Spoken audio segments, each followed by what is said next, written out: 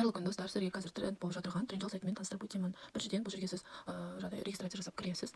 Одан кейін, яғни қатын, еркек деп шығады, екі категориялар шығады. Осы категорияларды бастап, ішіндегі өзіңізге керек заттардың барлығын таңдай аласыз. Бұл жерде барлығы өте тиімді бағада, яғни Қазақстанмен салыстырғанда өте тиімді бағада, және өзім алып жұмыс жасап отырмын. Қазір мысалы, например, сіздерге осы сумканың бағасын көрсетейін. 61,12 лира.